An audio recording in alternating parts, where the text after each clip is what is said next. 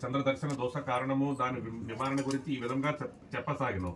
పూర్వకాలంలో గజాసురుడనే రాక్షసరాజుకు ఇచ్చిన వరం వలన శివుడు గజాసురుడి హృదయంలో ఉండిపోయాడు. శివుని జాడ తెలియక ముల్లోకాలు తలనిండిపోయాయి. కైలాసంలో పార్వతీదేవి భక్త జాడ తెలియక ఎంతో ఆవేదన పడుచుండెను. కొంతకాలంనకు గజాసురుని హృదయమునందు ఉన్న విషయం తెలుసుకుని బ్రహ్మ విష్ణువులు గంగిరెద్దుల వారి వేషంలో గజాసురుని వద్దకు వెళ్లి ఆటపాటలతో మప్పించగా ఆ గజాసురుడు ఎంతో సంతోషించి ఏమి వరం కావాలో కోరుకోమన్నాడు. అందుక గంగిరెద్దుల వేషంలో ఉన్న బ్రహ్మ విష్ణువులు గజాసుర పరమశివుడు లేక ఉల్లోకాలు అల్లాడిపోతున్నవి, నీవు నీ హృదయంలో ఉన్న శివుణ్ణి మాకిమ్మని కోరుకున్నారు. మాట తప్పని గజాసురుడు సరే అన్నాడు. నంది తన కొమ్ములతో గజాసురుని పొట్ట చీల్చి శివుణ్ణి బయటికి తెప్పించారు. అంతటా గజాసురుడు పరమేశ్వరుడితో, దేవా, నీవు నా శిరస్సుకు గణ్యతను చేకూర్చి నీవు నా చర్మము ధరించాలని వరం కోరగా అందుకు అంగీకరించారు సర్వేశ్వరుడు. ఆ విధముగా బ్రహ్మ విష్ణు శివుడు ఇంద్రాదు దేవలోకములు లోకానికి బయలుదేరారు.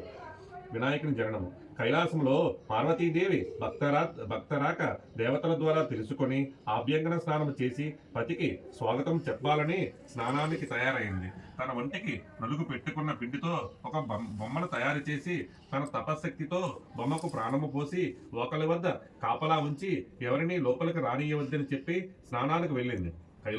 కైలాసానికి వచ్చిన పరమేశ్వరుడు లోపలకు వెళ్ళబోగా గుమ్మం వద్ద బాలుడు అడ్డగించాడు. తాను ఈ కైలాసానికే అధిపతిని పార్వతీదేవి భర్తని చెప్పాడు శివుడు. నువ్వెవరివైనా వెళ్ళడానికి వీలు లేదన్నాడు ఆ బాలుడు. వాద ప్రతివాదాలు పెరిగాయి. ప్రమదగణాలు కూడా ఆ బాలుడి ముందు ఓడిపోయాయి. పట్టుదల పెరిగి శివుడు కోపంతో తన త్రిశూలంతో బాలుడి శిరస్సు ఖండించాడు. పార్వతి వచ్చి నిర్జీవుడై ఉన్న బిడ్డను చూసి, నాదా, పసివాణ్ణి ఇంత దారుణంగా శిక్షిస్తారా అని శోకించింది. శివుని మనసు కరిగింది. తన తొందరపాటుకు చింతించి ఈ బిడ్డను బ్రతికిస్తారని పార్వతికి మాట ఇచ్చి వెంటనే తన పరివారాన్ని పంపించి ఉత్తరముఖంగా పడుకొని ఉన్న వారిని శిరస్సును తెమ్మన్నాడు. ఆ పరివారం ముల్లోకాలు గాలించి వెతకగా గజాసురుడు ఉత్తర దిక్కుగా పడుకొని మరణస్థితిలో ఉన్నాడు. ఆ గజాసురుని శిరస్సును తెచ్చి బాలుని ముండానికి అతికించి సజీవుని చేశారు. పార్వతి ఎంతో ఆనందించింది. ఈ బాలుడు గజముఖము గలవాడని, గజారుడని, వినాయకుడని, లంబోదరుడని మరిన్ని పేర్లతో పార్వతీదేవి అల్లారుముద్దుగా పెంచసాగింది. వినాయకుని ఆధిపత్యము. కొంతకాలము తర్వాత పార్వతీ పరమేశ్వరులకు కుమారస్వామి జన్మించాడు. అతడు మహాబలశాలి. ఒకనాడు మునులు దేవతలు పరమేశ్వరుని విఘ్నములకు అధిపతి కావాలని కోరారు.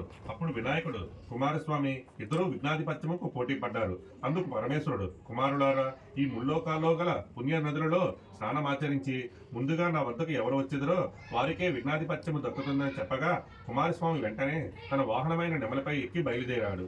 వినాయకుడు, తండ్రి, నా అసమర్థతను చాటుటకు ఇలాంటి పోటీ తగునా అని వేడుకొనగా అంతటా పరమేశ్వరుడు కరుణించి సకృత్ నారాయణేత్యుద్ధం మాంకల్ప శతత్రయం గంగాది సర్వతీర్థేషు స్నాతో భవతి పుత్రిక కుమార.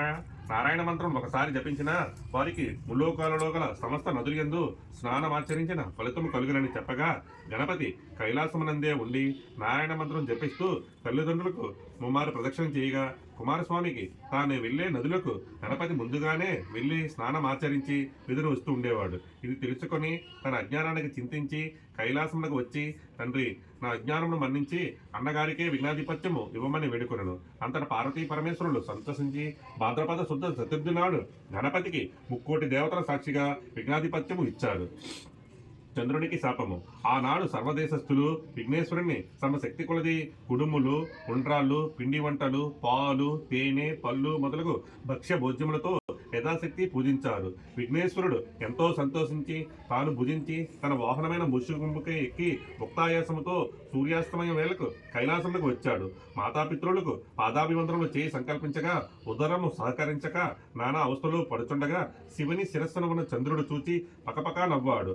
గణపతి కోపం వచ్చి తన తంతపు కూరను విరిచి చంద్రుని మీదకు విసిరాడు. ఆ దెబ్బకు ఏర్పడిన మచ్చ చంద్రునిలో మనం ఈనాటికి చూడగలం. ఇంకా కోపం తగ్గక ఆవేశంతో ఊగుతున్న వినాయకుడి పొట్ట చిక్కింది. పాముతో వజ్జను కట్టారు. కుమారుడి పరిస్థితి చూసి పార్వతీదేవి కోపంతో చంద్రుని చూసి, ఓరి చంద్ర, నీ కంటికి నా కుమారుడు అంత చులకనగా కనబడ్డాడా? ఈ రోజు నిన్ను చూసిన వారు నీలాపలిందల పాలైపోయిదరని కాక అని శపించింది. పార్వతీదేవి శాపానికి చంద్రుడు గనగడలాడిపోయాడు. ఈ జగదాంబ పాదాల మీద పడి శాపం ఉపసంహరించుకోమని కోరాడు. శాపము ఉపసంహరింపబడదు అన్నది పార్వతీమాత. దేవతలంతా కలవరపడి తల్లి చంద్రుని క్షమించు అని ప్రార్థించారు. దేవతలారా, మీ అభ్యర్థులను అర్థం చేసుకున్నాను. శాపం తప్పదు. భాద్రపద శుద్ధ చవితి నాడు వినాయకుని పూజించి పూజాక్షతలు శిరస్సును ధరించిన వారు ఎట్టి నీలాపలిందలు రావని వరమిచ్చి ఈ విషయాన్ని విస్మరించిన అలక్ష్యం చేసిన ఎట్టి వారికైనా నీలాపలిందలు తప్పని హెచ్చరించింది. ఋషిపతులకు లీలాపలిందం కలుగుట. ఒకనొకప్పుడు సప్తమహర్షులు ఒక యజ్ఞాన్ని తలపట్టి యజ్ఞగుండము చుట్టూ సప్తమహర్షులు తమ తమ భార్యలతో ప్రదక్షిణలు చేస్తున్నారు. అలా ప్రదక్షిణ చేస్తున్న ఋషిపతులను చూసి అగ్నిదేవుడు వారి పట్ల మోహితుడయ్యాడు. అది అగ్నిదేవుని భార్య స్వాహాదేవి గమనించి భర్త కోరికను తీర్చడానికి తాను అరుంధతి తప్ప మిగతా ఋషిపతులకు రూపం ధరించి ప్రతి కోరిక తీర్చింది. అగ్నిదేవునితో ఉన్నవారు తమ తమ భార్యలే అని ఋషులు కోపగించి వారిని విడనాడారు. పార్వతి ఇచ్చిన శాపాన్ని మరచి ఋషిపత్రులు చంద్రుని చూడడం వల్ల వారికి అపనింద కలిగింది.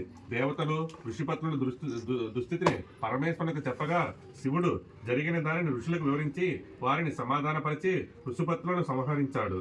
శమంతక మనోపాఖ్యాము. పూర్వము శ్రీకృష్ణుడు కూడా పాలపాత్రలో చంద్రుని చూసి నీలాపలిందల పాలయ్యాడు. సత్రాజిత్తు అనే రాజు సూర్యుని అనుగ్రహంతో శమంతకమణి పొందాడు. ఆ శమంతకమణి రోజుకు 1000 మణుగుల బంగారాన్ని ఇస్తుంది. ఆ మణిని తనకిమ్మని సత్రాజిత్తును శ్రీకృష్ణుడు కోరగా సత్రాజిత్తు అందుకు అంగీకరించలేదు. సత్రాజిత్తు తమ్ముడు ఒకనాడు ఆ శమంతకమణి మహారాన్ని మెడలో ధరించి అడవుకు వేటకు వెళ్ళాడు. అతని సింహం సంహరించి ఆ హారాన్ని మాంసం ముద్దగా భావించి అపహరించింది. సింహం వద్ద గల మణిని జంబవంతుడు చూసి ఆ సింహాన్ని వధించి హారాన్ని తీసుకుపోయాడు. శ్రీకృష్ణుడే తన తమ్ముడిని చంపి సమంతకమంగా అపహరించాడని సత్రాజిత్తు తలచి లోకమంతా ప్రచారం చేశాడు. ఈ వార్త శ్రీకృష్ణుడు తెలుసుకుని తనకి నీలాపలింద పాలపాత్రలో చంద్రుని చూడడం వల్ల కలిగిందని తెలుసుకున్నాడు. ఆ నింద నుండి బయటపడడానికి సమంతకమని వెతకడానికి అడవికి వెళ్ళాడు. అక్కడ గల సింహము జాంబవంతుల అడుగుదాలను చూసి వాటిని అనుసరించి జాంబవంతుని గృహకు వెళ్ళాడు. ఆ గృహలో ఉయ్యాలకు వేలాడుతున్న సమంతకమని చూసి దాన్ని తీసుకోబోగా జాంబవంతుడు వచ్చి శ్రీకృష్ణుడితో యుద్ధాన్ని దిగాడు. అహోరాత్రులు హోరాహోరీగా తలబడి 18 రోజులు యుద్ధం చేశారు. తుదకు జాంబవంతుడు సమంతకమణిని శ్రీకృష్ణుడికి ఇచ్చి తన కుమార్తెయకు జాంబవతితో వివాహం చేశాడు. శ్రీకృష్ణుడు ద్వారకకు వచ్చి సత్రాజిత్తును పిలిచి జరిగిన విషయము చెప్పి ఆ సమంతకమణిని అతనికి ఇచ్చాడు. సత్రాజిత్తు తన తొందరపాటును తెలుసుకున్నవాడే పశ్చాత్తాపముతో ఆ మణితో పాటు తన కుమార్తెకు సత్యభామను కూడా శ్రీకృష్ణుడికి ఇచ్చి వివాహం చేశాడు. భూలోకంలో జనులు సకల జనులు ఈ వినాయక వ్రతాన్ని భాద్రపద శుద్ధ చతుర్థి నాడు తమ శక్తి కొలది పూజించి పూజానంతరము అక్షతలను శిరస్సును వేసుకున్న ఎలాంటి నీలాపనిందులు కనుగక సుఖజీవులై సకల ఐశ్వర్యాలను పొందుదురు. పూర్వం ఈ వ్రతమును సీతాదేవిని వెతికినప్పుడు శ్రీరాములను, వృత్తాసురుని వధించినప్పుడు ఇంద్రుడును, గంగన భూమికి తెచ్చినప్పుడు భగీరథుడును, అమృతోత్సవం చేయనప్పుడు దేవాసురులను, కుష్టివ్యాధి నివారణకు సాంబుడు, తమ రాజ్యాన్ని తిరిగి పొందుటకై ధర్మరాజు మొదలగు వారందరూ కూడా ఈ వ్రతము చేసి సకల విజయాలను పొందారు. వినాయక వ్రత కథ సమాప్తం. జై విఘ్నేశ్వరుడికి జై.